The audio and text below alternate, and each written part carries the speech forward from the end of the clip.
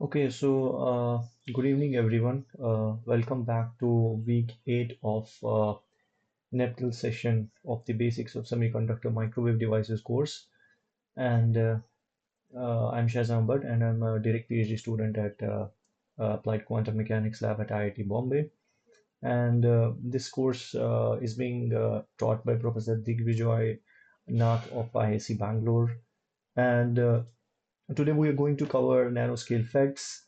What are the short channel effects? The something called as LDMOS, which is lateral diffusive metal oxide semiconductor, and uh, what we are going to do today is this is the brief outline of today's lecture. So again, just like we did in the previous classes, we will be mostly solving the questions which are basically asked, and the reason is because there is a lot of material which has been covered in this week. I'll try to cover some of the important concepts again, which are really important in microwave devices course. But most of the things professor has tried to cover. But whatever the question will demand from us, whether it's any different concept or whether we have to brush up any previous concepts, then I'll be discussing those concepts in the questions itself. And now what I could see from the questions is that there are different types of questions given related to LDMOS, then related to noise, and then related to, I guess, scaling of the MOSFETs. So we will be briefly discussing about those. So first of all, let me just talk about this particular slide here, which basically shows the a nanoscale MOSFET. So, so the nanoscale MOSFET, when we talk about this particular thing, what is a nanoscale MOSFET and when does the something called as short channel effects come into picture? Short channel effects, and what do you mean by short channel effects? Short channel effects means that when the spacing between the source and the drain, it becomes so small that you have to invoke certain other second order effects. Okay, whether it can be a quantum mechanical effect or whether it can be other second order effects. Just like, for example, you might have heard about drain induced barrier lowering. You might have heard about something called as velocity saturation. Okay, so these are certain short channel effects which actually come into the picture, and professor might have discussed about it. But what I want to discuss here is something like, let me just start from this particular slide. Maybe let me just add a slide here. So if we briefly talk about the short channel effects,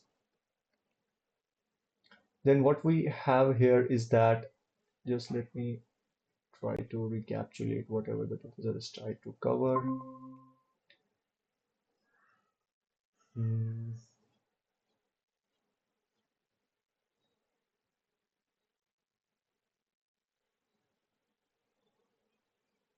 Okay, so first of all, we will be dealing with, let's say, for example, there is something called as short channel effects and non-idealities. Let me first of all show you this particular slide. This is basically gate length terminology.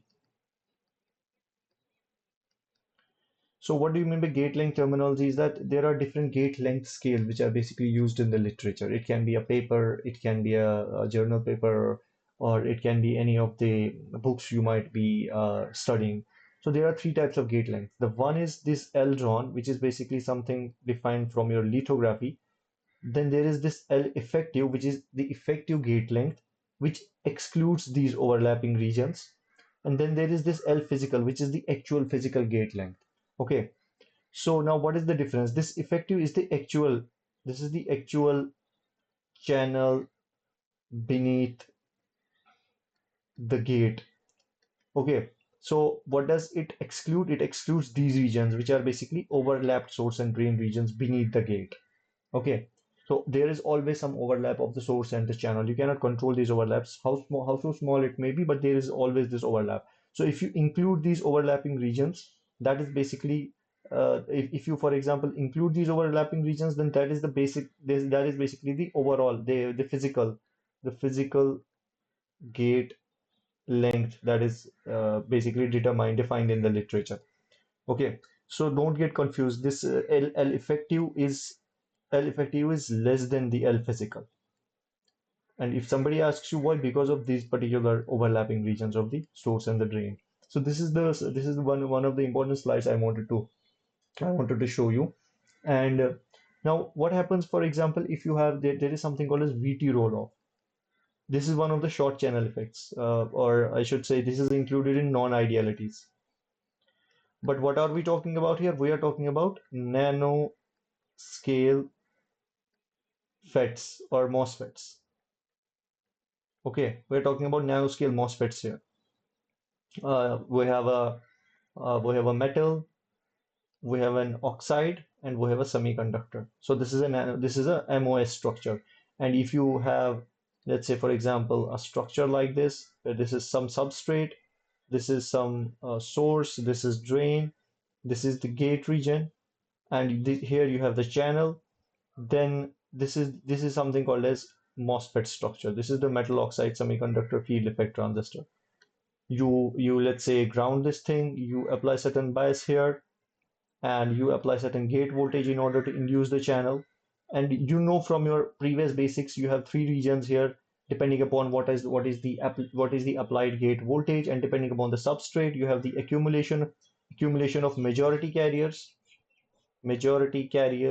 beneath the channel. That means if this is P type, you will have accumulation of holes here.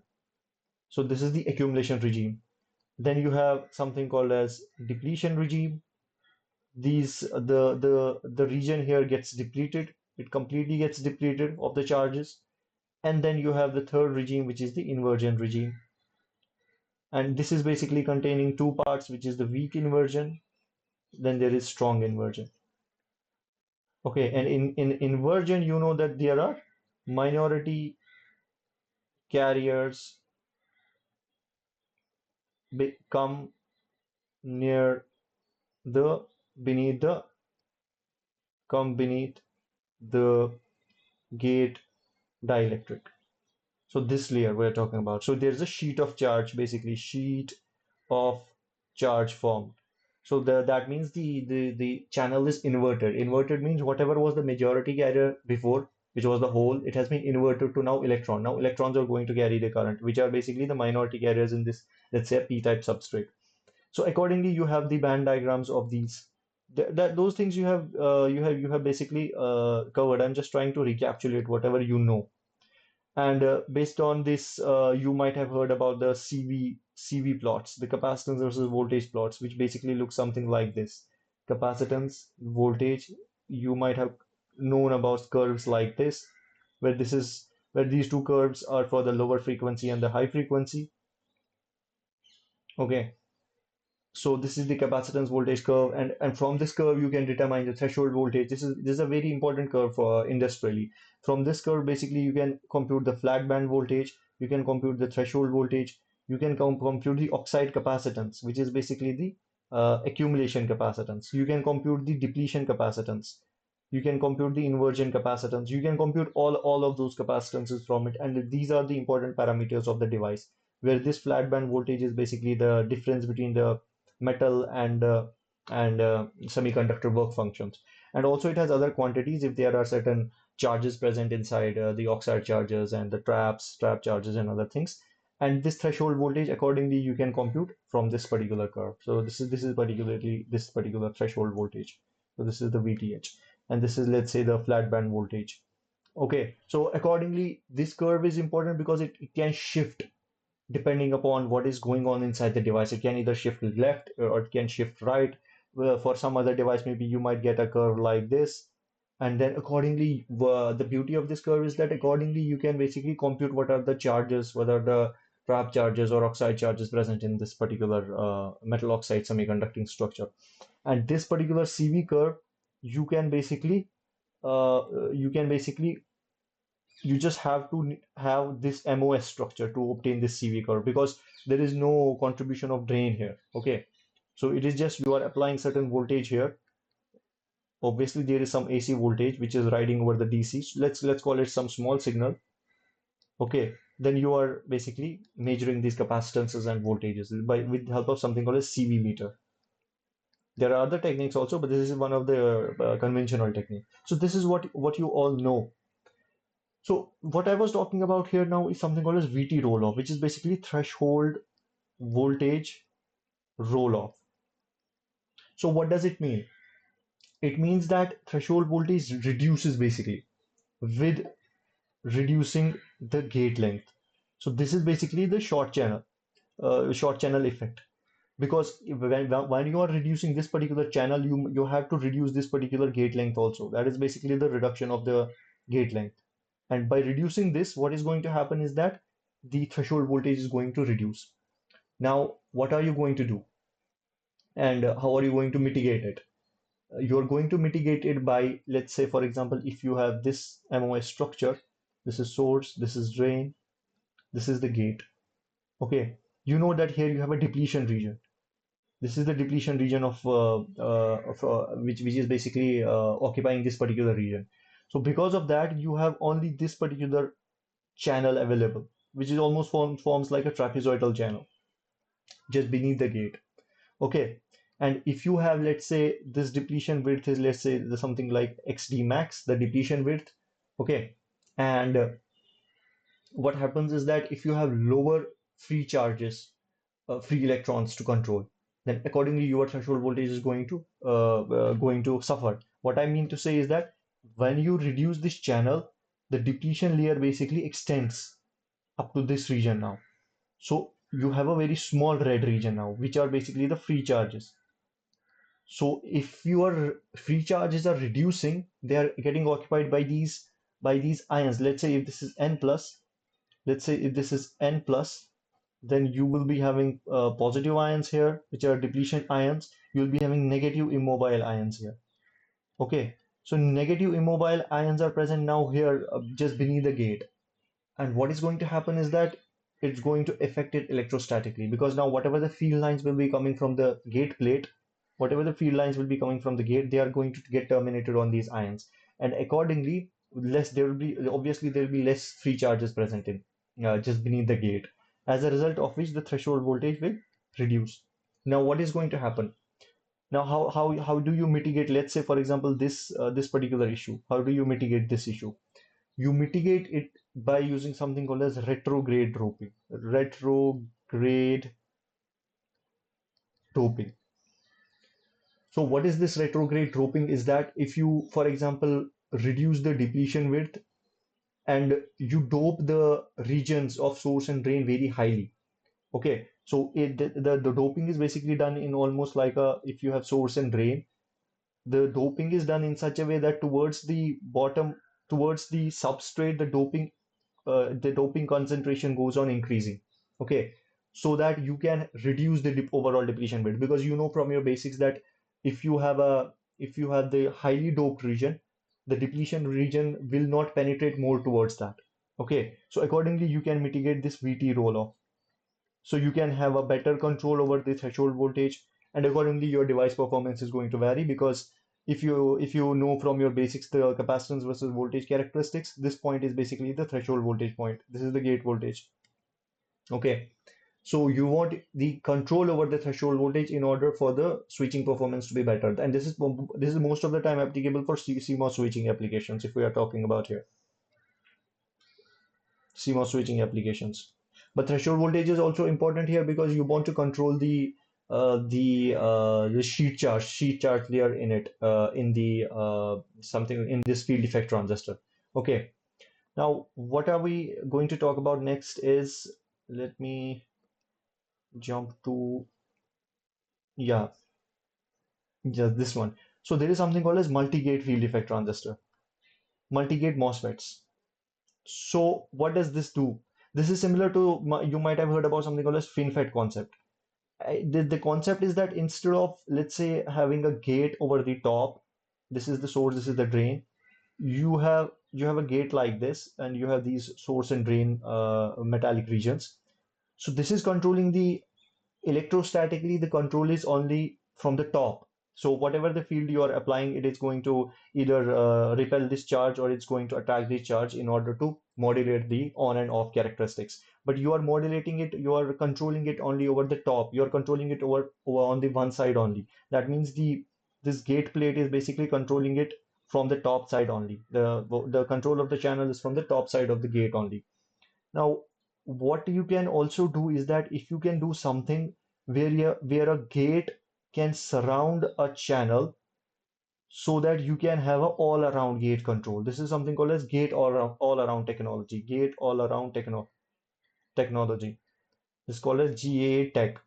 So what basically people do is that they put a channel and they surround it totally by the gate. Just like this particular thing. This is the channel and this is here the gate. So the gate plate is here, gate plate is here, gate plate is on this side, so that you can have a better capacitive control over the channel. Now, it certainly basically increases the complexity of this device, because now here you have to solve the two-dimensional electrostatic equations, something called as 2D Laplacian and those Poisson equations. You have to invoke it in two dimensions. Instead, what here people used to do, you only had to consider only one of the dimensions. You could have solved those differential equations in one single dimension only. But now here you have to solve the 2D Laplacian equation. Okay, del square V equals to some rho over epsilon, where this will be dou v over dou x plus dou v over dou y. So you have to solve the 2D Laplacian. And now it becomes a little complicated to imagine the field profiles, because now if you, let's say, apply a positive field here, you apply a positive field, you apply a positive field, then the electric field profiles are going to something look like this. Okay, then there will be some places inside the channel where the field is not no longer existing. There will be a point of singularity inside this particular channel, because now it's like a surface of electric field now inside. Okay, because you are controlling the channel on all the three sides. Initially, it was very simpler. You had a gate on the top, you had a source, you had a drain. Now you applied certain positive thing. You had a negative thing, which is the basically the ground. Then your field profile would have looked something like this. Okay, this is the field profile, and also the depletion region will be accordingly changed. But let's say let me draw it like this. For example, these are the electric field lines. Let's consider it like a capacitor. Let's consider it like a capacitor. You have a metal, you have an oxide, you have a semiconductor. You know that the field profile looks something like, if you apply positive, you have a negative here, the field profiles look something like this. Now here in this case, you have a gate which is surrounding this particular thing, channel on all the sides. Now you can imagine the field lines are coming from all the plates and they are going into the channel.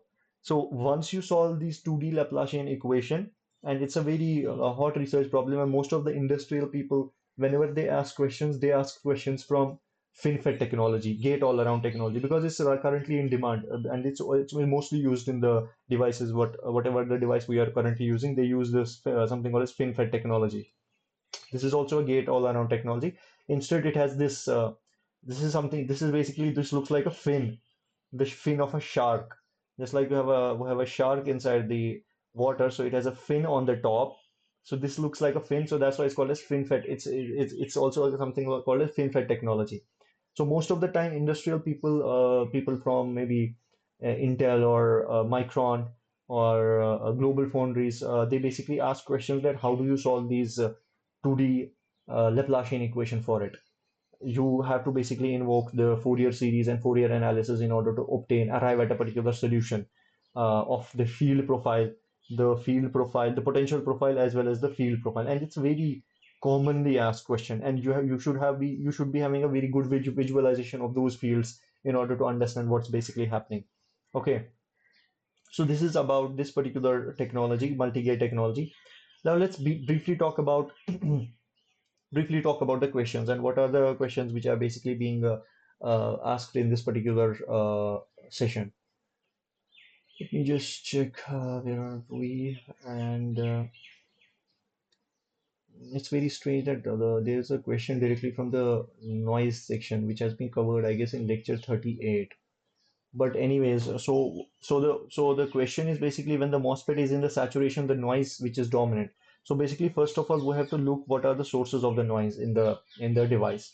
So if you if you don't even know about any of the device structure, if you have to basically ask a layman person what are the sources of the noise in the electronic devices, then the basic source of the noise is basically electrons thermal motion. Electrons thermal motion. Why is that a source of noise? I have told it 1,000 times in the previous lectures that whenever the electron is moving in the channel, this is source, this is drain. Even if you are, let's say, grounding this, you are applying some positive here and grounding this, the electron would like to go into this direction. Okay. Now the electron is drifting along this direction. But even though you would like electron to go like this in this fashion, just going from source to the drain, and that's it. But that does not happen. Electron basically goes in all random motions. Okay. And overall, when we basically average this whole the motion of the electrons in the lattice, then the overall motion will be in this from source to drain direction. So that is basically averaging. So this averaging basically brings about a lot of problems, and it also solves a lot of problems, but this averaging basically creates the noise in the currents, whatever we get in the at the output. Okay, because at the end of the day you're averaging over all of those values which electron is basically taking, but we don't know whether the electron is going in this direction or in this direction or in this direction. Whatever our meters can read, they can only read currents and voltage, but current, is basically dependent on mobility, and mobility is basically any square tau divided by m. So this is a very highly average quantity. Why? Because this relaxation time is basically something dependent upon the how the electron and the lattice transfers its momentum. Let's say you have a lattice point here, you have a lattice, you have an electron going in this direction. It would have gone in the straight direction, but the lattice slightly attracts it. There are Coulombic attraction forces, so it goes in this direction.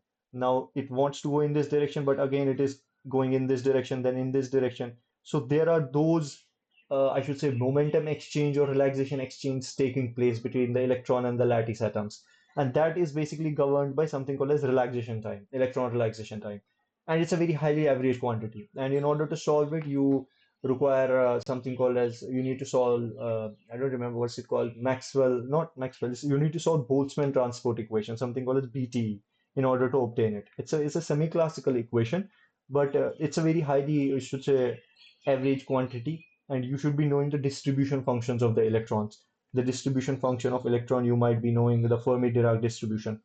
And that's why when these all average quantities come into picture, they give you the average mobility. And at the end of the day, the current you get is not the exact current. It's basically averaged over certain quantity. That's why you most of the time define something called as RMS value of the current.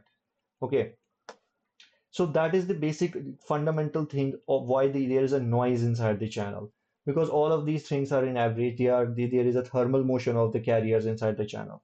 And even if you have the temperature equals to 0 Kelvin, let's say tending to 0 Kelvin, even there at I should say there is something called as quantum fluctuations. Electrons still fluctuate around certain values, and there is certainly the noise levels fall, but the the random motion of the electron does not totally cease. Okay, there is something called as quantum fluctuations. I don't want to go into that, but this is the basically the fundamental part of the noise which basically comes into picture. So that basically implies that current, which is basically the drain to source current, is the fundamental thing behind this noise. Because if there will be no current flowing, then you don't expect a noise because you are not measuring anything. Okay, statically, if you are not measuring anything, you would not get any noise. But if when you are measuring the current, you are making those electrons to move, then this noise component is coming into effect.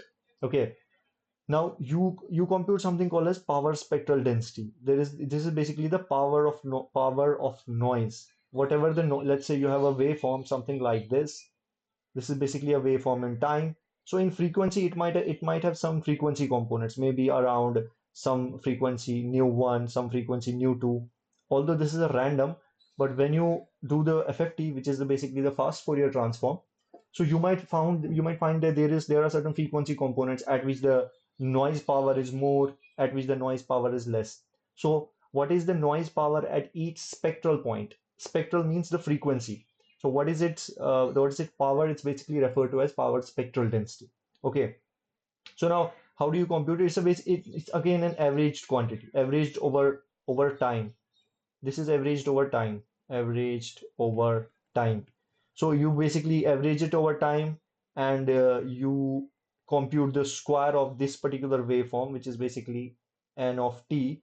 You square it in order to have only the positive values and you integrate this particular thing and you get the power of this noise. So this is the average, basically the time average because there is a time here. You average it over the time. And now, what is basically important thing is that for how long should you be recording or how long this time period should be.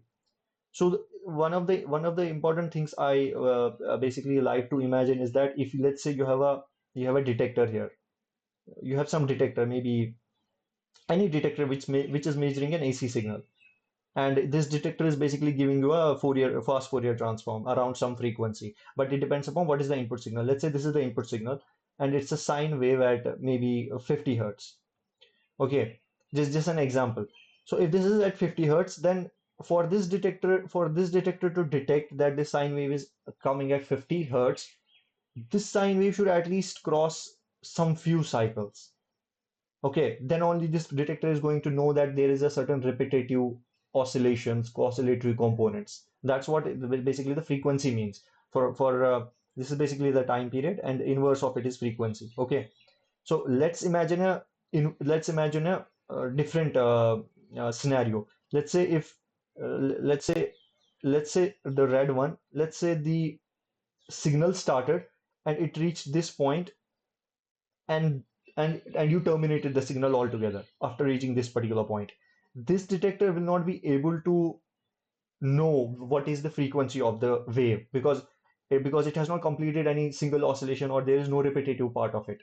Okay, so that's why the time over which you integrate is going to be essential because it has to cover at least few cycles in order to understand that this there is something which is repeating at 50 hertz. Okay, so how do you determine this particular time practically is you something called as there's something called as tuning. You tune the time, maybe you tune it for a longer time, then see whether there is any effect in PSD, and you didn't decrease it you to see whether there is any effect on PSD. If you reach a point where there is no effect on the power spectral density, then you basically count that time as the overall averaging time when there is no effect on the power spectral density. So basically the concept comes from here. So you need to at least have certain cycles in order to get that oscillatory frequency component in the noise so that your whatever the measuring instrument is there, it should be able to know what are the different frequency cycles present inside your signal, inside your waveform. Oh God. Okay, this is the concept of why these particular and this is altogether a random signal. Okay, it's random altogether, and the one of the important things about this random signal is that if you want to deeply understand it, there is something called as random processes. Random is basically there was basically a course called as random variables and stochastic processes. Stochastic processes. This course basically deals with how you can deal with these randomly occurring waveforms in the signals. Whatever the signal you're taking, whether it's a voltage, it's a current or power, whatever the signals you deal with in the electrical engineering domain, you can basically understand from this particular course. And it was very deep course and it's totally mathematical. There you talk about something called as correlation functions. You talk about cross correlations. You talk about autocorrelation functions. You talk about time average, static average. This is basically a time average quantity. There is something called as statistical average also. Okay. And there is something called as ergodicity. So I won't go into that detail, but those details, somebody doing research in the noise, understanding the noise inside the devices has to know all of these things in order to grasp those concepts or whatever is happening. And it's a very open research field, modeling the noise, modeling noise at the micro scale or in these nanoscale devices. Okay, so that's why people are still working in it because there are different models which come into picture. And there are different noise sources, and this is one of the noise source which I talked about, thermal noise. Similarly, there is something called 1 by f noise. So 1 by f noise occurs at most of the time occurs at low frequency. So you can see that this is like This is like a noise which is proportional to 1 by f. So if f tends to 0, the noise tends to infinity. So the noise will be more at lower frequencies. Okay. So it's just like there are certain capacitive components present inside it. So there are low frequency capacitances and high frequency capacitances, and they give rise to this 1 by f noise. And then there are other noises, something called as Johnson noise, Johnson-Nyquist noise. There is something called as flicker noise. I guess they mean the same thing, but you can look for it, and they are totally related to the device performance and whenever you measure the current and the voltage, those noises play a dominant role in it. Okay, so now there is let me check here whether this is covered.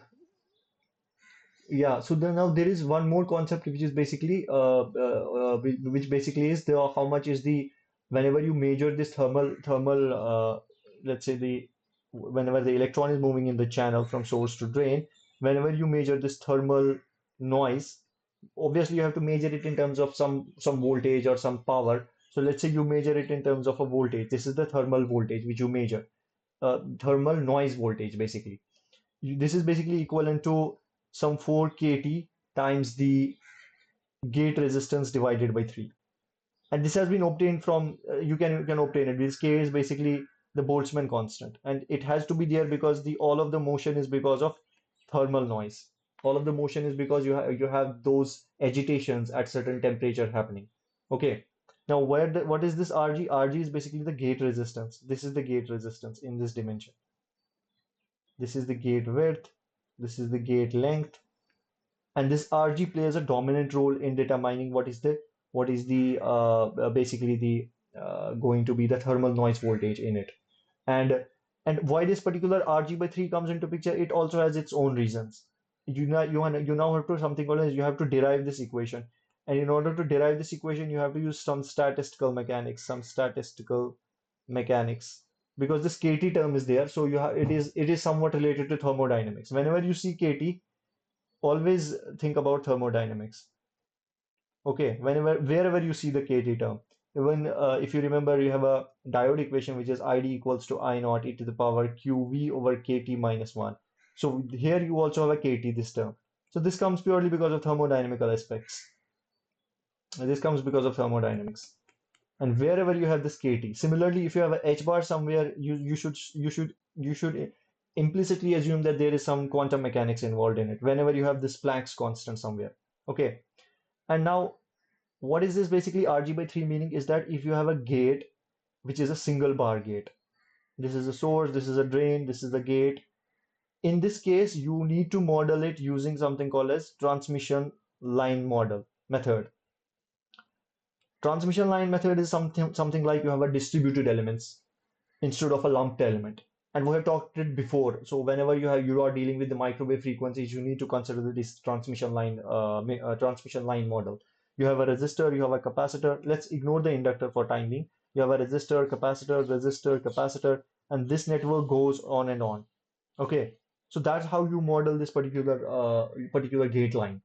You have its certain gate resistance, certain gate resistance, gate capacitance. And if you compute it for a single bar gate, you get the overall resistance to be equivalent to Rg over 3. You just have to do the basic network analysis. But if you have a dual gate structure where this is a gate, this is source, this is drain, if you compute the overall equivalent of the resistance, the gate resistance, you will get something like Rg over 6. So in that case, the thermal equivalent of noise will be equivalent to 4 kT Rg over 6. Is there anything? No. Yeah, so this will be the overall equivalent in that case. So it depends upon what is the structure of the gate that you are using. That is going to determine the thermal equivalent of the noise in this case. And if you again now if you have a MOSFET like this, if you have a FET like this, field effect transistor, now you know that there is a source to this is, let's say, drain, this is source, and let's connect this particular element here, which is basically a current source. Okay, so it's showing the direction of the current, and that is basically the current due to noise.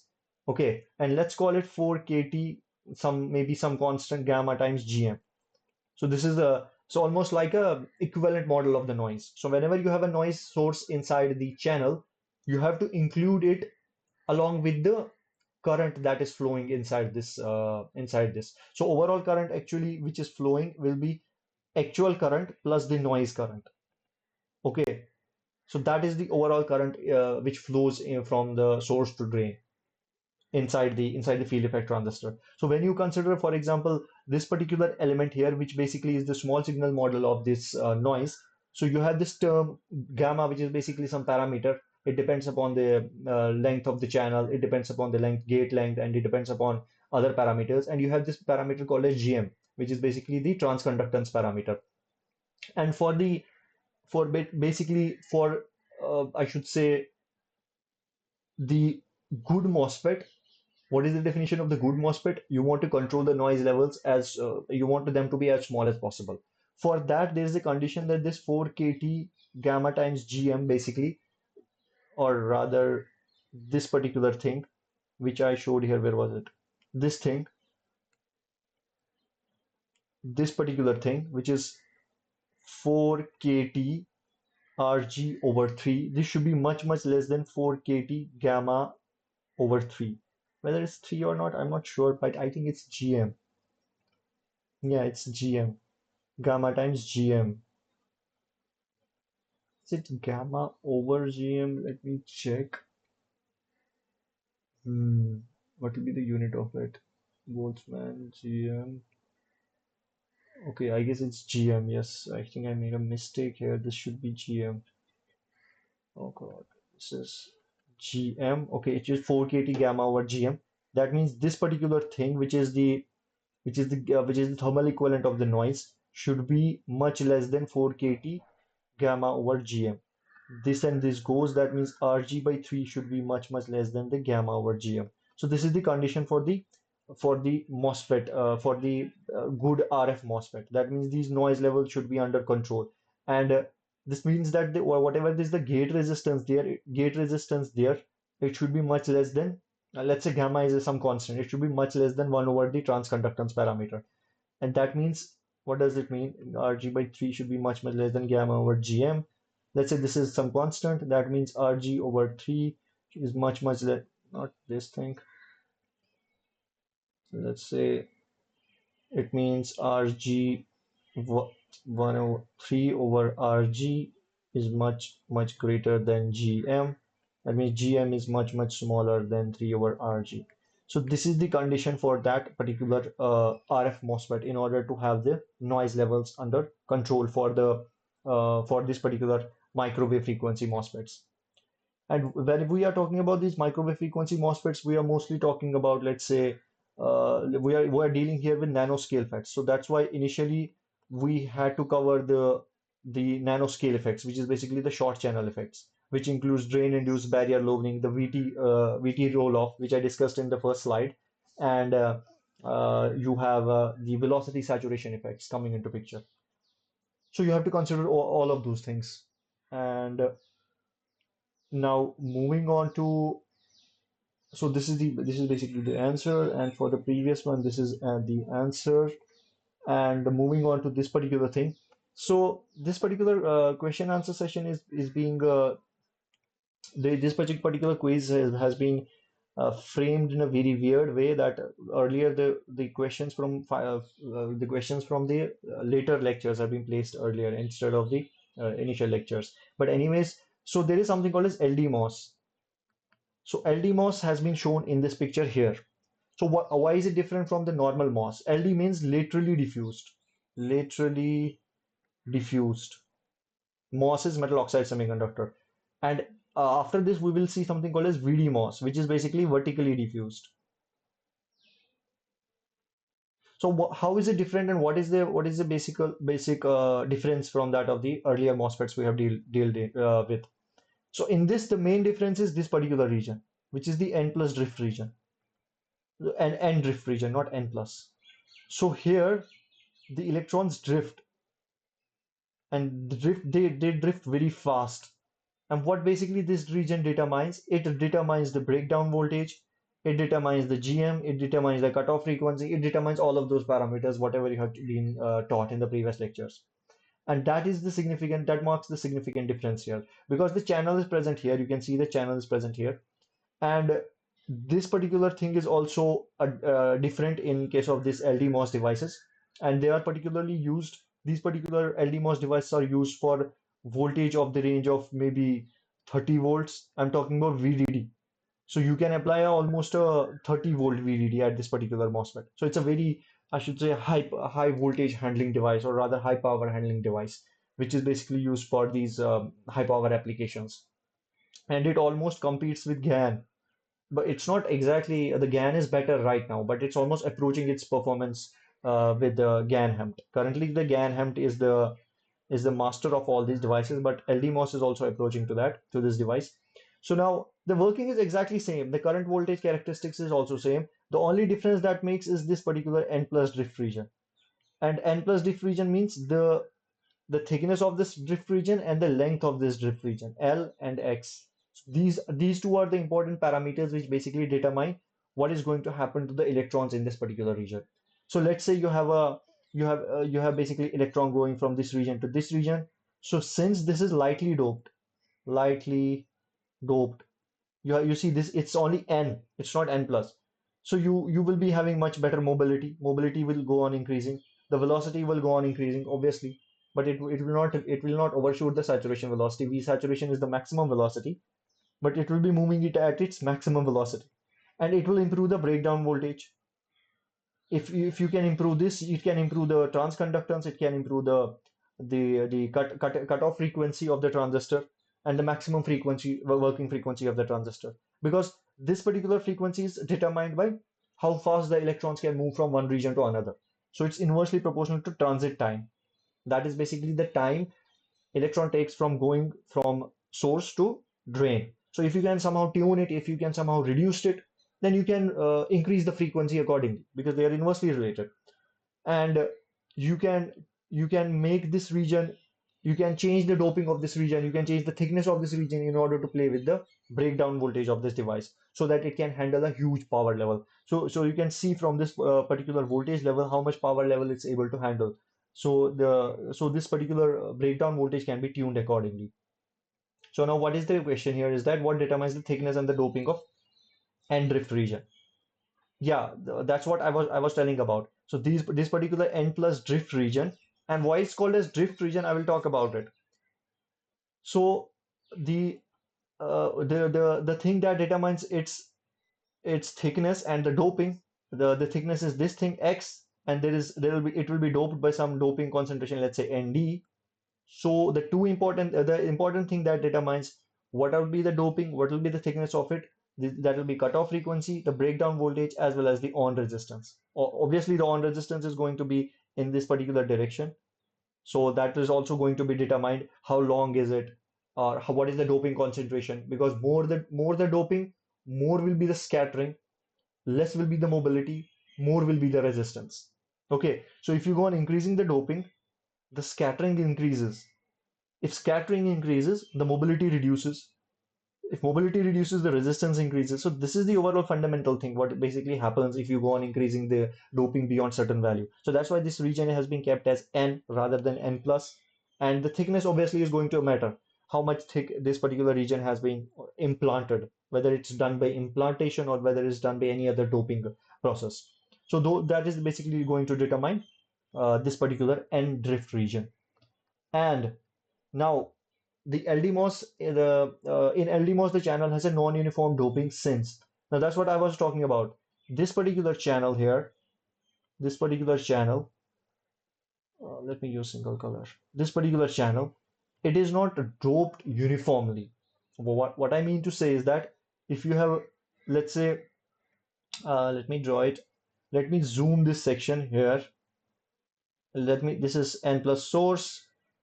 This is N plus N drift region. This is N drift region, and this is N plus drain region. And you have the channel, and you have the channel here. This is the gate. Okay. So note that the channel is only this part. This part is basically included in almost the drain. It's not the channel, but it is tuned in. It is engineered in such a way that it gives rise to those the extremely good performance of this device. Okay. Now, if I draw the doping profile, the doping is done in such a way that you have a non-uniform doping. Uniform doping means you have a same doping throughout. If this is, let's say, ND and this is X, you have same doping throughout. Non-uniform doping means, let's say you have some doping here, then you go on increasing. This is a non-uniform doping. So that you go on increasing the doping like this in a maybe a quadratic fashion. I'm just giving you an example. Okay. So what does this do? Okay, and now this is also done.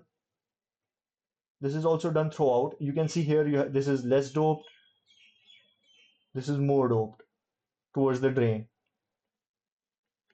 Okay, now what happens is that this gives rise to in the band diagram, it gives rise to a field profile, which is basically the conduction band field, the conduction band profile. So the conduction band field profile becomes something like this. There is a bend in the conduction band. Okay, now you have to draw the band diagram of it, and you will obviously see there are basically the Fermi levels, the the Fermi levels, the quasi-Fermi levels, their gradient basically gives rise to a drift component of the current. So whenever you have you know about the drift diffusion equation. If you have a current flowing because of the drift, that is basically equivalent to Q mobility electric field. You can write the electric field as I guess 1 over Q dEc over dx, where this EC is basically the energy. This is electric field. This E is energy, EC. So energy means the gradient of the energy band diagram. That gives rise to the drift. Similarly, you can write also this equation in terms of the gradient of the quasi-Fermi level. Now, what is this quasi-Fermi level? You need to go back to your basics. If you have a diode, PN, you draw the band diagram in equilibrium, something like this, where this is a Fermi level, single Fermi level. This is an equilibrium. If you have non-equilibrium situation, let's say you are applying positive here and you are applying negative on this side. Now, what is going to happen is that the Fermi levels is going to split and your band will look something like this. The depletion region the bending will reduce because the current will flow, and technically you're modulating this bending because of the potential, and you will be having the Fermi level here, a Fermi level here.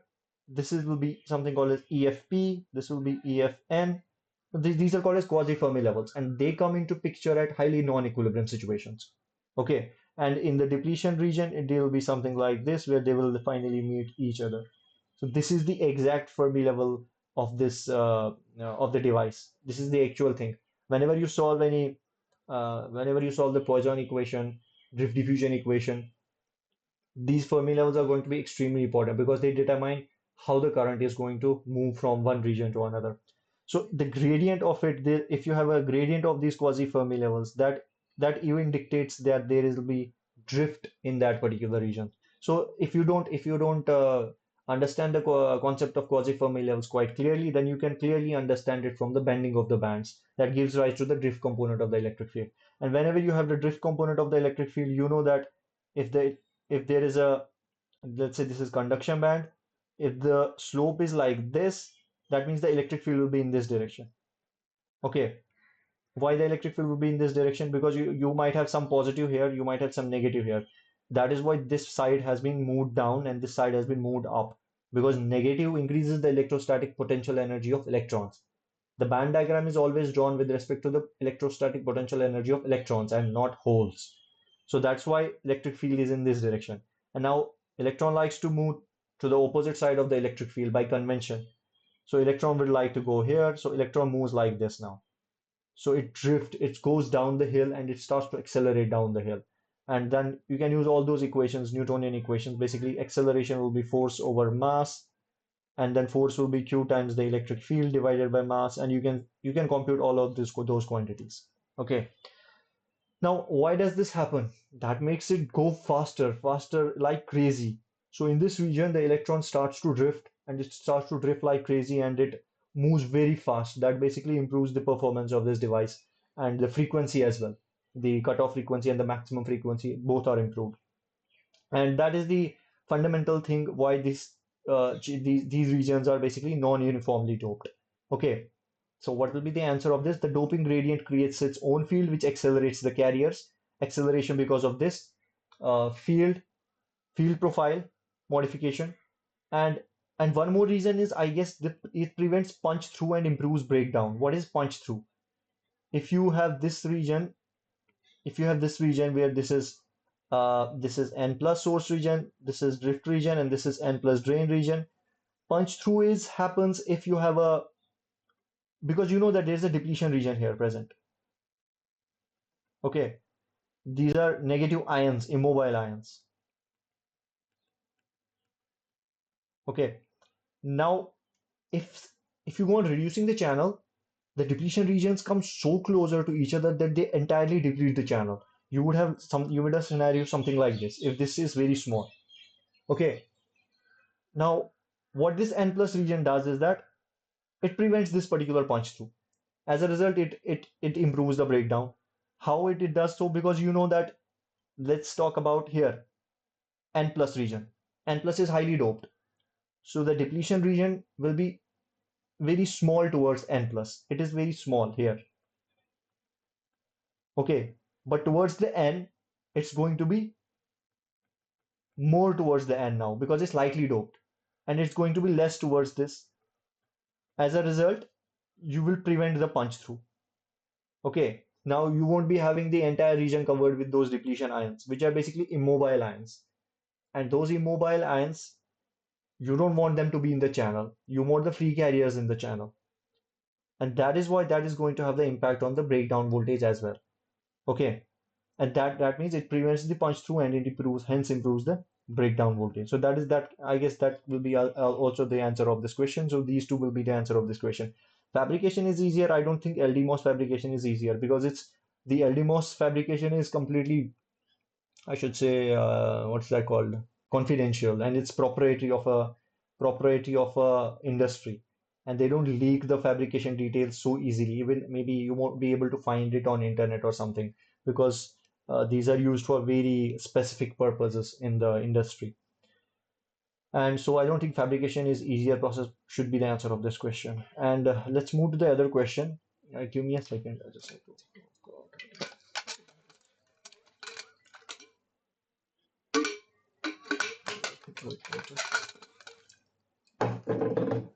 Okay, so the major disadvantage of VDMOS. Now, what is a VDMOS? It is a vertical thing. It's a vertically diffusive metal oxide semiconductor. What this MOS is you have a drain at the bottom. This is drain. It's a very weird structure. You have a source, you have a source, you have a drain at the bottom. So how does the conduction take place? You apply some voltage here, VG. You you have the charges inside the channel, and you apply some voltage here. Let's say you apply a positive here. You ground this thing. You ground this thing. Let's say this is positive.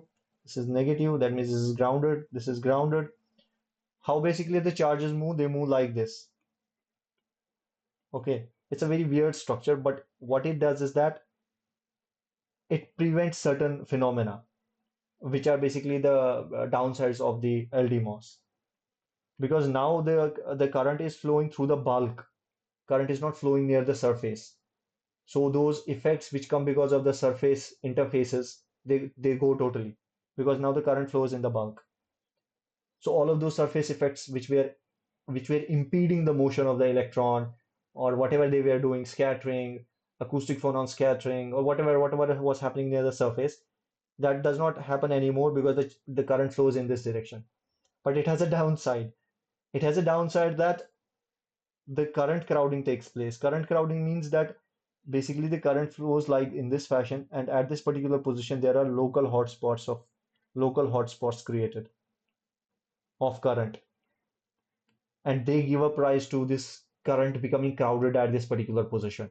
In the earlier case, your current was flowing in a much linear fashion and in a smoother fashion from one source to the drain. Now you have a current coming from in this direction, and that is going to the drain. So at this particular location, you have a crowding of those electrons taking place. Okay, so that gives rise to this phenomena called as current crowding, and it also creates certain local hotspots. Hotspots means There are certain regions which are very hot. They are thermal regions, or I should say high temperature regions. And high temperature regions means you have a very hot electrons there. Hot electrons. Hot electrons means they are very high energetic electrons. Energetic electrons. If you have an energetic electron, what it can does is that it can penetrate the oxide and it can go into the gate side. That is very detrimental. If you have a, let's say, if you have a metal and if you have an oxide, let me not draw it like this. If you have a metal, this is an oxide, this is a semiconductor. And if you have an electron here, if you have an electron, this is, let's say this is oxide and this is metal. If you have something called as hot electron, it's very energetic. Energy is much, much greater than kT. That means energy is much, much greater than 25 milli electron volt. KT is 25 milli electron volt, approximately 26. So what it can does is that it might have so much energy that it can go into the metal side. It's a kind of a reverse tunneling happening. Either it can tunnel or it can go on, by thermionic emission. Okay, so what does that does is that it can give rise to uh, leakage currents inside the devices, which is again the detrimental thing. So that is why there are downsides that the downside is that current crowding takes place, and the downside is also that insulation between the drain contacted package is required. So what is the package? This entire MOSFET, this entire MOSFET, LDMOS has to sit on something, which is basically a package used where you take out the contacts from the chip. Okay, so this has to sit on something, which is basically some material. But if you have a drain directly here, it cannot directly sit over the package because it will short it. So what you need is that you need a insulatory layer between the package and the drain. That is again that makes it a in fabricate in the from the fabrication point of view, from making this, it makes it challenging. So this insulation makes it again challenging because it can leak and you can short the device and you can damage the packaging and all other things issues come into picture. So there's a packaging issue as well. So this can be also the this will be also the answer of this question. Source is not on the backside. I think the disadvantage of VDMOS, I don't think drain is on the backside is the disadvantage. I think the current crowding is the disadvantage and insulation between drain and contact is also a disadvantage. Okay, and I don't know whether this device, where is this device used currently? The vertical LDMOS, vertical MOS, sorry, VDMOS. I'm not sure where this device is currently used, but LDMOS is used from a lot. I mean, from 2002 onwards, LDMOS I think started to take over, but it has not taken over GaN HEMT. GaN HEMT is still the, I should say, the best of all, which is performing under extreme conditions. LDMOS's performance has been tending to GaN HEMT performance, which you might have seen in this device if you have been following this course from the beginning. But that's it about this question. What about this thing? Now, what about resurf? What is this resurf? Resurf is like I don't remember the what is the abbreviation of it. Anyways, the name doesn't matter. But I think it's something like kind of something related to electric field or the depletion. I should say depletion profile, modification of the depletion profile. Surf stands for surface. So remodifying some electric field near the surface. I guess this is the abbreviation, but you can look for it. But the important thing is to understand what is basically this resurf. So the resurf is if you have this LDMOS structure, you know that you are having let's say you are having P plus region, which is a source region, and then you are having uh, again a P plus region, which is a drain region, and then you are having a substrate here. Okay, so let me rub this thing. This is a substrate. This is the overall structure of this MOS. Now, what happens is that you in order to basically something called as prevent the breakdown of the depletion regions. So you know that if you have a let me just give you a brief example. If you have a P plus region here, if you have an N region here, you know that most of the depletion region will be towards N. That is clear from your basic electrostatics and from the diode model. And there will be slight depletion region on this side. And as you go on increasing the reverse bias, let's say you increase the reverse bias, what's going to happen? There will be more and more depletion width go on increasing. depletion will go on increasing. And it goes on increasing to the point where the breakdown happens. So if you draw a field profile of it, if you draw, let's say this is X and this is electric field, the field profile looks something like this. This is the electric field. So if the electric field at let's say zero bias was like this, and then you go on increasing the reverse bias, electric field goes like this. So if it reaches something called as critical electric field, it undergoes breakdown. That you know in the reverse biased diode, if this is current, this is voltage, this is diode current, then under the reverse bias case, you have a very small reverse saturation current.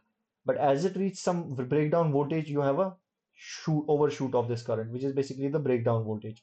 Okay, so it's also something called a Zener effect. But this critical breakdown value is determined by how fast your depletion region penetrates the entire region of this diode. That means how fast this depletion region is basically getting formed. Okay, so now what you want to do? You want to modify, you want to control the breakdown of this device. So now how you can do it? If you if you see from this device structure, which is basically the LDMOS device, you have one more depletion region here. So there are two depletion regions. Let me show you how. This is the source side, this is the drain side. Okay, there is a there's a depletion. I will zoom it what this position is basically. So this is the actual device structure of LDMOS. So we are talking about here these regions. So this is this particular region we are talking about. Don't get confused. This is the region we are talking about here. Okay. So this is P substrate here. This is N region. This is N plus dope, N plus region. Then there is P plus region. This P plus sinker region. That is the structure we are talking about. So these are the regions we are talking about. So now there is P plus N junction. You will be having depletion region here. There is one more P on the bottom, which is P substrate. So you will be having one more depletion region here because it's also a PN diode. So you are having it's like you are having a PN diode like this, and then you are having a PN diode like this. So it's the equivalent of it. Now what is going to happen is that if you have a P plus N and you have a P substrate, you have a depletion region here, you have a depletion region here. So this resurf concept basically it means that you want to control this depletion region. But how do you control this? You want to control it in such a way that you can control the breakdown voltage or the critical electric field so that the device does not break down. So how you do it? You do it cleverly. You do it basically, you reverse bias this particular thing, this particular diode, which is this diode, and this is this particular diode. I'm talking about this diode. So when you reverse bias it, you know that this depletion field profile will spread towards the entire region. Okay, and if this depletion region, the entire which I've shown in red, if this depletion region penetrates much faster than other depletion region, which other depletion region? This one. So if the bottom depletion region penetrates the entire N region much faster than this particular depletion region, which is shown in pink, highlighted pink region, then you can basically have a control over the breakdown voltage of this particular diode. Because now once the bottom, this is something called as horizontal depletion region. This is called as, no, not this one. The black one is basically called as horizontal depletion region because it will take over the N part in a horizontal way. And this is called as vertical depletion region. Vertical depletion region. because it goes in the above direction. So you have is something called as orthogonal type of depletion region. Depletion region can go in this way, depletion region can go in this way because you have two depletion regions. So you are controlling basically how fast this depletion region can take over the entire N region. Once it does so, it converts the entire N region into an intrinsic region. Now, because you have depleted all of the carriers, you no longer have the free carriers in the N. You have depleted it, and you have depleted it so fast that this particular depletion region was not able to go to the entire N part. Now, what happened is that you have a better control, you have a better you have a better breakdown. Basically, you have the control over the breakdown voltage, and you have improved the breakdown voltage of it because that is what basically is shown here. If you look at this particular picture cleverly, you should see here top. This is the top electric field profile for the for the horizontal depletion region. You see that this is the field profile. That's what I actually showed here. Where was it? Here. This is the field profile of it. And for the vertical part, this is the field profile. Okay. So this is the electric field profile. So what you do is that you want this thing to get stretched so that this depletion region entirely takes over this N well, so that you don't have to care about this particular depletion region.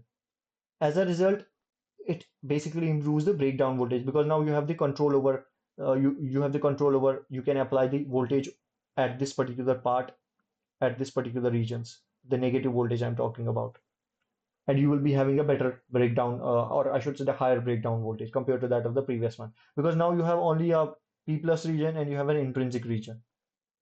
It's as simple as that. Intrinsic, why? Because it has been totally depleted by the vertical depletion region, not by the horizontal depletion region. So it's playing between these two depletion regions. And now that is the question, what the question is basically asking. It's asking that the main principle of resurf is it is to deplete the end drift region completely using the bottom lateral junction before the vertical junction breakdown. So that means it depletes the end region completely before this particular junction breaks down. Okay, so that you don't break down this vertical, you don't break down the horizontal junction. You can prevent the breakdown of this horizontal junction because you have completely overtaken the end region from the bottom, the lateral one of the lateral junction. Okay, that is the basically the terminology used. I guess they use this as this is the vertical junction, this is the lateral junction. Okay, this is the vertical junction, this is the lateral junction. It's moving laterally, and this the bottom one is moving vertically. Again, the electric. If you want to understand the electric field profile, so these are the electric field profiles, and this is the electric field profile when the depletion completely overtakes the N region, and this is the electric field profile when you have the depletion vertical depletion completely took over the N region. Now the electric field profile will look like this. Why? Because it won't drop. The electric field won't drop like this before. It will peak and then will just stay constant throughout because it's just like you have a it's like this. You have a P plus and you have an intrinsic region. So how will the electric field profile look like? It will look like something like this because there will be no drop in the intrinsic region, no electric field drop in this region. Okay, that is as simple as that. Just like if you have a let's say what should I say? Just like if you have a metal plate and if you have a dielectric and if you have a metal plate, this is like a capacitor. So how do you draw the electric field profile? These are basically the electric field lines. So the electric field lines do not drop across this particular region. So it's just like a dielectric. It's like a dielectric between. Okay. So that's as simple as that, and I think this should be the answer of it. Now, what is this? Now there are certain conditions for this particular thing to happen, for the resurf to happen. There are certain conditions, and those conditions are related to how much is this particular width, N-weld width, how much is the doping of it. So how much is ND and how much is XN? Let's call it XN. So that basically determines how fast it's going to basically take over the entire end region. And I guess there is an equation which can be derived. Let me check whether it has been covered here. Yes. Okay. This thing.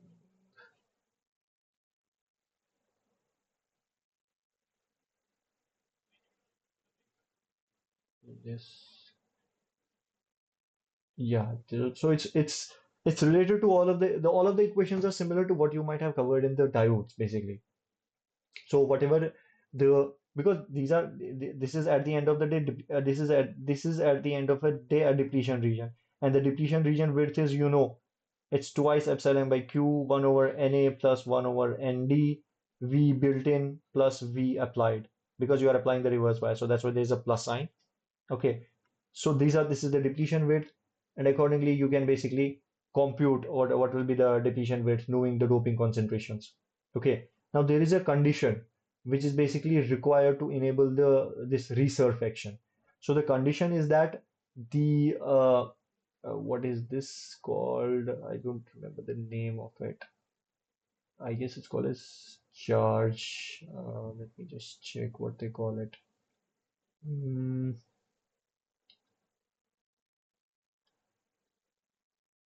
Yeah, what was the question saying? First of all, the question was saying uh, integrated charge. Yeah, so basically the condition is that this particular the something called as the charge present inside the this particular region, which is basically this region. So you know that I told you that this xn and nd are going to be the important parameters in determining determining how long it will take to cover the entire region based upon the doping as well as the thickness of this n-well region. Now there is basically a condition that the charge should be much less than 2 into 10 to the power 12 square root of Na over Na plus Nd.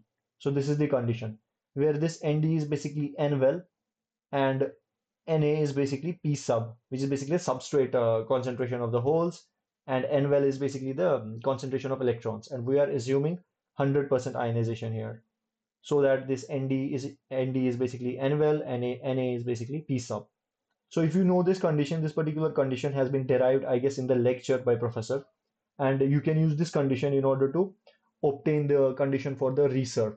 So how long it will basically what will be the condition and what will be the doping so that this reserve condition takes place. You can replace this by 10 to the power 12 per centimeter square, which is given here, and accordingly you can juggle with the equation, you can shuffle the equation, and you get Nd divided by Na to be approximately 3. You have to say should not be more than that. So it should be less or equivalent to 3.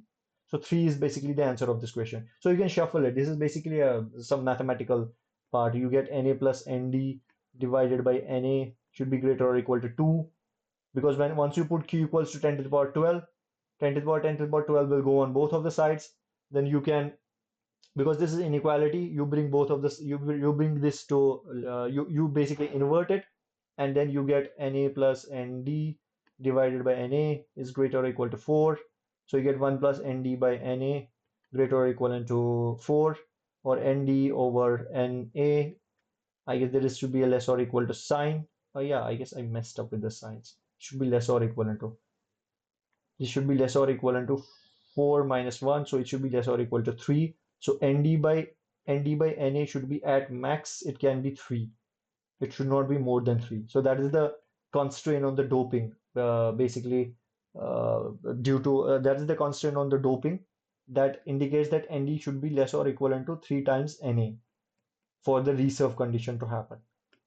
So this comes from these equations directly. And how do these equations come up? These come from solving the depletion width of these particular regions, both of this region as well as this region.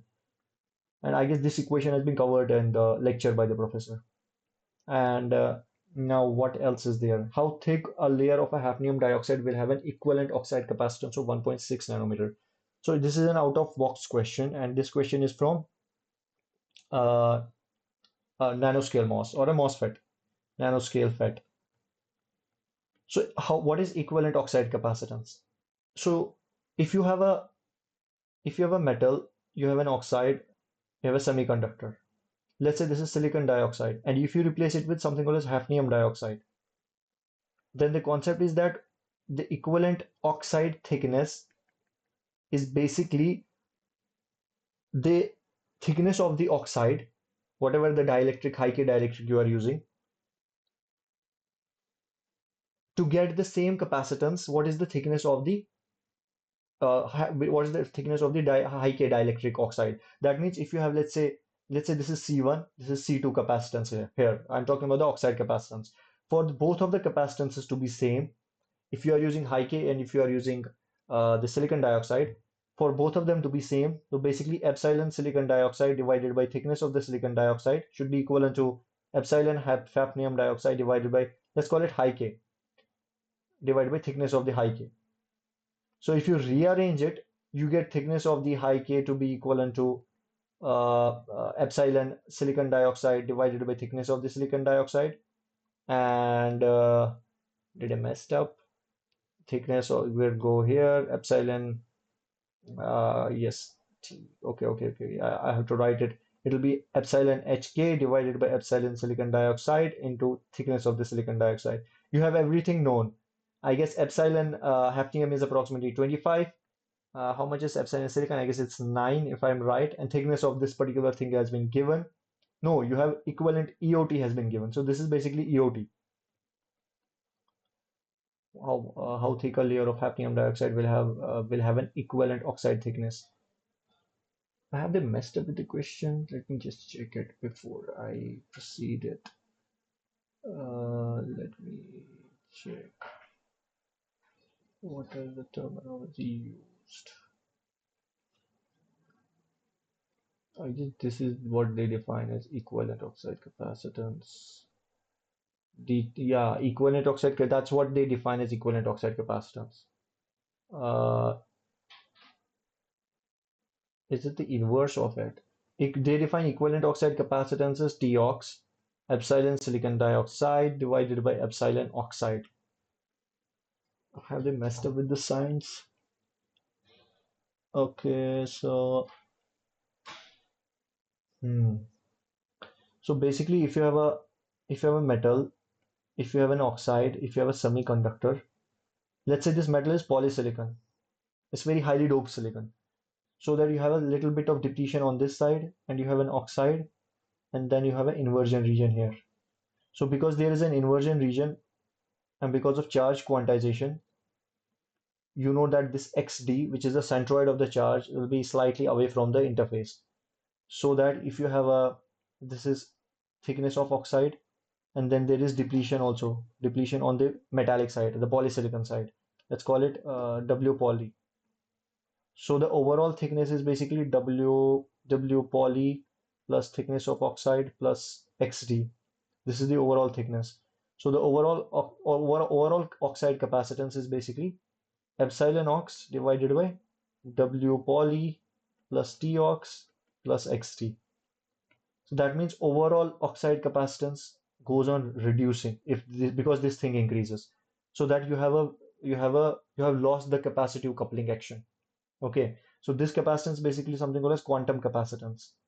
Quantum capacitance is basically because of the quantum effects, quantization of the charges, your overall capacitance reduces. And if your capacitance reduces, what is going to happen is that you have a lesser control over the channel because the channel is controlled by the gate and it's capacitively controlled. More the capacitance, better will be the control electrostatically. If your capacitance goes on reducing, the gate will not be able to control the channel. Now you define something called as capacitive equivalent thickness, CET, capacitive equivalent thickness, which is basically the I guess the what was this question? It is basically related to equivalent oxide thickness plus the epsilon silicon divided by epsilon ox into XGD plus delta D. What is this XGD? This is XGD, W poly. So let's call it W poly here. W poly. So this is basically capacitive equivalent thickness. So if you under, for example, if this W poly is 0, let's say the W poly is, I should say, in a long channel device, this doesn't matter. But in a short channel device, this matters. Why? Because in short channel device, the oxide thickness used is very small, so that whatever the depletion happens on this side, polysilicon side, even if it is few nanometers, it is going to matter. Let's say this is 2 nanometer, and let's say this is 1 nanometer, and this is 1 nanometer. Overall thickness is going to be 4 nanometers. It is going to matter in short channel devices. But in long channel devices, if you have a polysilicon depletion and you have an oxide and this is this, if you have, let's say this is 6 nanometers and this is maybe 2 nanometers and this is, let's say, 1 nanometer, then this 1 nanometer can be ignored and the overall can be thought of as it is 8 nanometers. So in that case, in the long channel devices, the the polysilicon depletion can be ignored. So that's why if let's say the W poly is equivalent to zero, then you would basically have the I should say vertical field has no effect. Vertical field basically means that this capacitive equivalent thickness will be equivalent to the equivalent oxide thickness. And what is this equivalent oxide thickness? This is basically the thickness of the high K dielectric.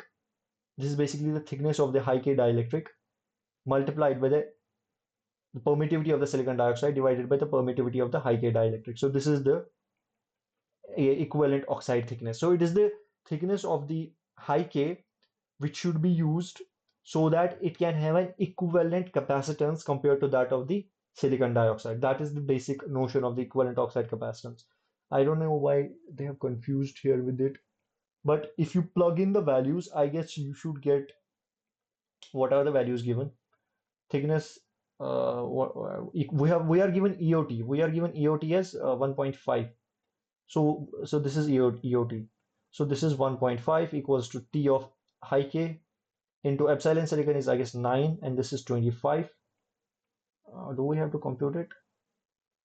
We have to compute the thickness layer of the hafnium dioxide. Yeah.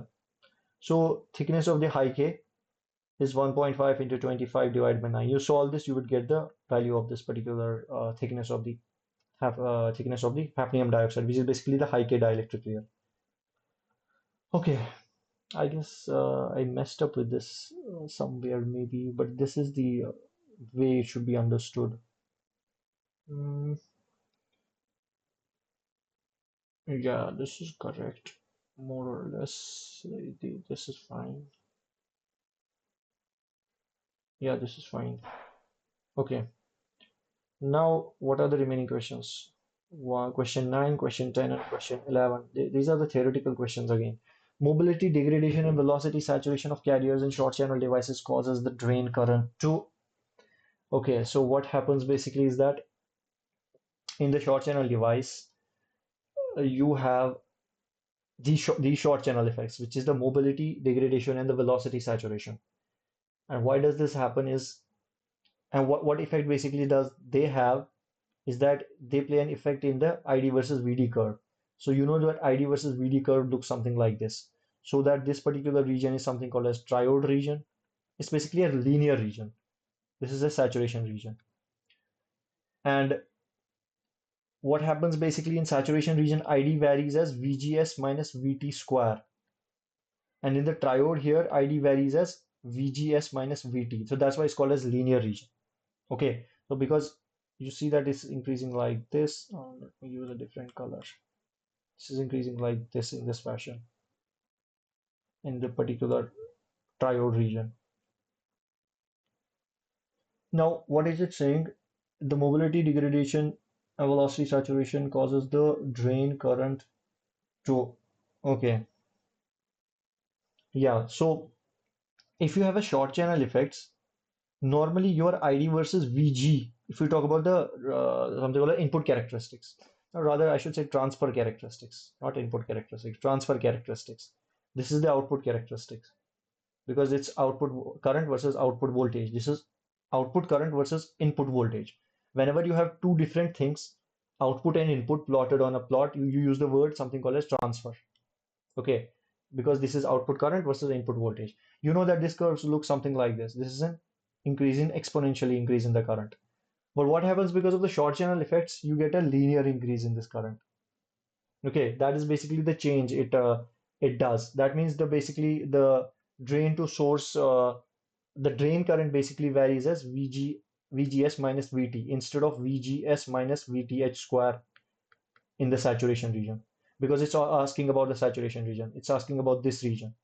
But from this plot, you cannot know the saturation in the linear region. You have to go to the output characteristic plot in order to understand the saturation in the linear region. Okay, so that's what basically has the effect, the mobility. I guess I have covered it in the initial slides, the some of the short channel effects. So that question is basically from it. So it basically have the linear dependence on the gate overdrive voltage. Gate overdrive voltage is this. This is something called as GOOD, VOD, the gate overdrive voltage. Okay, the difference between the threshold and the gate voltage. Okay, so now another theoretical questions is increasing the device width results. So if you increase the device width, you have a better device performance due to increased source and drain resistance, better device performance due to reduced source drain resistance. Well, if you look at the first two options, they are, I should say, what should I say? They are opposite of each other. This first one is saying that the device performance becomes better due to reduced source drain resistance. Second one is saying the opposite. So the second one cannot be, I guess it cannot be the answer that device performance becomes better because the source and drain resistance increases. It can never happen because you want that those source and drain resistances to be as less as possible. You want to reduce the contact resistances. You don't want them to be more, so that your device performance increases. So that the only option which basically fits this question is that device performance gets better due to reduced source and drain resistances. That seems to be the only logical option in this particular question. And this again related to the initial part of the lecture where we discussed about the short channel and what happens with the increasing the width of the device. So width of the device is basically this is a gate. So this is gate width. But we're talking about here, this is channel length, this is source, this is drain, so this is gate length. So if you overall increase the width of the device, that is going to have the impact on your device performance accordingly. What is the third option? Degradation in device performance due to reduced source and drain resistances. That doesn't seem logical. Okay, because R is rho L over A, and this includes the width part. Yes, okay, that's yeah, that sounds logical. These are theoretical questions and can be anytime just searched. Important things are to understand the concepts. Okay, so which is true for the gate capacitance components in triode and saturation region? Okay, we're talking about the gate capacitance components, which is basically if you have a source, you have a drain, you have a gate. So there is CGS, which is this capacitance. There is this capacitance. These are two capacitances which come into picture. This is basically a fringing capacitance. And what does it depend on? And how does it vary in the triode and saturation region? These are the triode and saturation region. Let me draw it again. This is the output characteristics I'm drawing. ID, VD. This is the triode region. This is the saturation region. Beyond it, it's breakdown. Let's not talk about it. So what happens basically is that in the triode region, the linear region, the current starts to increase linearly so that you have the ratio of the CGS over CGD is basically greater than 1. Why is it greater than 1? Because the CGS is directly proportional to the charge. If you have the current increasing, that means the charge also starts to increase. But what happens basically is that not exactly in the this basically happens in the saturation region. If you talk about the saturation region, this particular saturation region, you have CGS over CGD to be greater than 1. And in the triode region, you have CGS over CGD to be equivalent to 1, if I am correct. Because in what happens in the saturation region, here at this particular point, you have a pinch off. Okay. when you have a pinch off at this particular point, it affects the capacitances because you know that the capacitance is directly proportional to the charges. And at this particular point, you are basically reducing those, you are increasing the what's called as depletion width. If this is the depletion width on the N side, this is the depletion width on the P side. So now you have uncovered a lot of charges. You have a depletion region, and for the capacitance, it doesn't matter if it is a depletion region charge or if it is a free charge. A charge is a charge to a capacitor. It doesn't matter because the capacitor is like a electrostatic element. And in the let's say you have a plate, you have a positive charge and you have a negative charge. The feed lines have to end somewhere. Now it doesn't matter whether on this side you have a free electrons or whether you have free ions or whether you have immobile ions. Even if you have immobile ions, the field lines will terminate on negative charges. So even if you have just like free charges here, and if you have immobile ions, the field lines are going to look like this because it only knows one thing. It only knows to initiate on a positive charge and to end on a negative charge. Okay. So that's why under the saturation region, because of the pinch off, now you have a more depletion region. The overall ratio of the capacitances, which is this gate to source capacitance to over the so gate to drain capacitance is going to be greater than one. Or in other words, it will be the CGD over CGS will be less than 1. That is what it means. So that means CGD will be less than CGS. Why? Because towards the drain side, now you have more depletion charge. You have uncovered more depletion charge so that the CGD will be greater compared, CGD will be less compared to that of the gate to source charge. Okay, so that is, if let me check that is whether they have shown the answer of this question. Yeah, CGS is greater than CGD. Yeah, that sounds logical. Okay, that's about this particular session. Maybe we have covered little more things in the initial part about the nanoscale MOSFETs. This part we didn't cover, which is basically the resistance and parasitic resistances. We covered a little bit of noise, and this is the equivalent circuit which professor has discussed in the class. We talked about these particular multi-gate devices. We talked about noise. We talked about the different types of noises and how you average the quantities. LDMOS we discussed about. We discussed about the resurf concept and the effect of end-drift region in LDMOS. We talked about VDMOS and we talked about resurf. Yes, we talked about what is the condition for the resurf. We talked about the equivalent oxide thickness. Talked about the certain short channel effects, which basically I talked about initially here. The VT roll-off, the drain-induced barrier lowering, and these are most of the important short channel effects. And then we talked about the gate length terminology. What are the different gate lengths used in the transistors? And that's it for this session. We'll meet again in the next session on next Saturday. I guess that will be week 9. Yeah, that'll be week 9. So that's it for today.